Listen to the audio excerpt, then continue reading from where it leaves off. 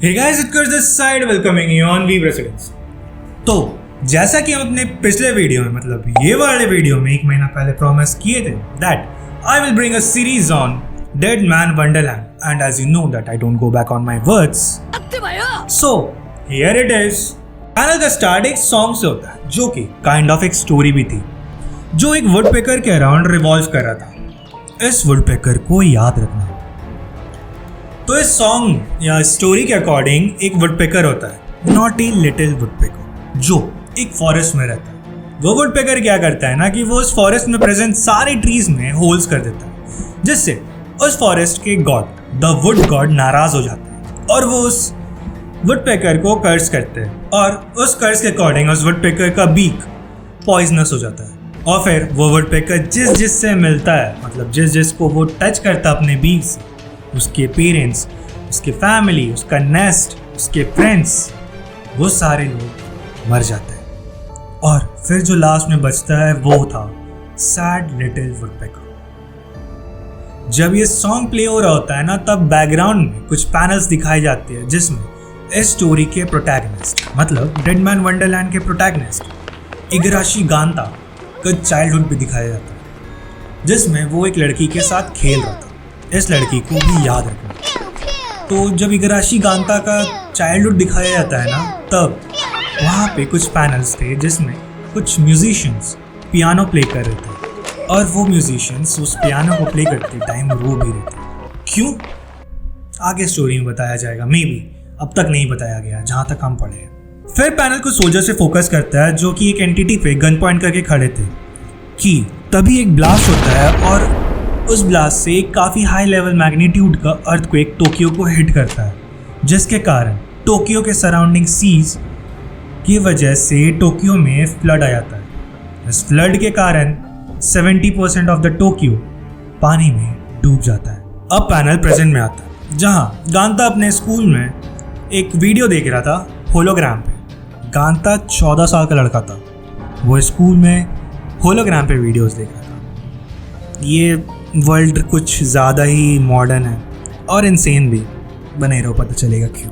हाँ, तो इस वीडियो के अकॉर्डिंग 10 साल पहले टोक्यो में एक अर्थक्वेक आया था जिससे ऑलमोस्ट पूरा टोक्यो डिस्ट्रॉय हो गया था, मतलब कि 70% ऑफ द टोक्यो सीज में डूब जाता है।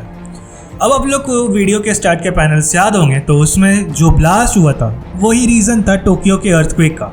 टोक्यो को फिर से रिवाइव करने के लिए जापान गवर्नमेंट एक जेल बनाती है जिसका नाम डेड मैन वंडरलैंड रखा गया था और ये जेल जापान का one and only publicly operated jail था। तभी गांता की फ्रेंड मिमी वहां आती है और वो गांता से पूछती है कि वो क्या देख रहा है और उन दोनों में कॉन्वर्सेशन स्टार्ट हो जाता है। इसी कॉन्वर्सेशन में हमें ये पता चलता है कि गांता 10 साल पहले टोक्यो में रहता था और वो इस टोक्यो अर्थक्वेक का सर्वाइवर ही वहाँ गांता का एक और फ्रेंड आता है और उनमें kind of trolls and jokes होने लगता है। वो लोग बात कर ही रहे होते हैं कि तभी विंडो के बाहर गांता को एक ह्यूमन दिखता है और वो सरप्राइज था। आप लोग सोच रहे होंगे गांता सरप्राइज क्यों था। गांता का क्लासरूम 3rd फ्लोर में था और वो ह्यूमन 3rd फ्लोर के लेवल पे फ्लोट कर रहा था। गांता कुछ समझ में नहीं आ रहा होता है कि तभी वो ह्यूमन एक ब्लास्ट से उस पूरे क्लासरूम को डिस्ट्रॉय कर देता है। गांता बेहोश हो जाता है और जब गांता को होश आता है तो वो अपने सामने मिमी को देखता है। पर जब गांता की कॉन्शियसनेस प्रॉपरली वापस आती है ना तो वो देखता है मिमी का हेड उस ह्यूमन के हाथ में और उसके सराउंडिंग में उसके बैचमेट्स की डेड बॉडीज जिसको उस ह्यूमन ने मार दिया था। उस ह्यूमन को गांता रेडमैन बोलता है क्योंकि वो रेड ड्रेस में कवर्ड था। रेडमैन गांता की ओर बढ़ता है और गांता को ऐसा लगता है कि वो रेडमैन गांता को मार देगा, पर ऐसा नहीं होता है। वो रेडस्टोन था ना जो स्टार्टिंग के पैनल्स में दिखाया गया था। हाँ, तो वो रेडमैन उस रेडस्टोन को गांता के चेस्ट में इंसर्ट कर देता है पेनफुली, जिसके वजह से गांता फिर से अनकॉन्शियस हो जाता है और जब गांता की कॉन्शियसनेस वापस आती है तो वो खुद को हॉस्पिटल में पाता है जहाँ पुलिस उसे अरेस्ट करने आई थी फॉर मर्डरिंग हिज क्लासमेट्स। उस क्लास में 21 स्टूडेंट्स थे जिसमें सिर्फ गांता ही बच पाया था। कैसे? रुको, आगे स्टोरी में बताया गया। बहुत इंटरेस्टिंग पॉइंट है। तो पुलिस गांता को प्राइमरी सस्पेक्ट समझ के अरेस्ट कर लेती है कि तभी वहाँ एक लॉयर आता है जिसका नाम तमाकी था। तमाकी को भी याद रखना। तो तमाकी गांता को अपने सर्विस प्रोवाइड करने का प्रॉमिस करता है एंड दैट्स इट। फिर पुलिस गांता को ले जा रही होती है कि तभी गांता को याद आता है उस रेडस्टोन का। वो पुलिस को उस रेडमैन और वो रेडस्टोन के बारे में बताता है और साथ ही उन्हें अपना चेस्ट भी दिखाता है। पता है यहाँ सरप्राइजिंग बात क्या थी?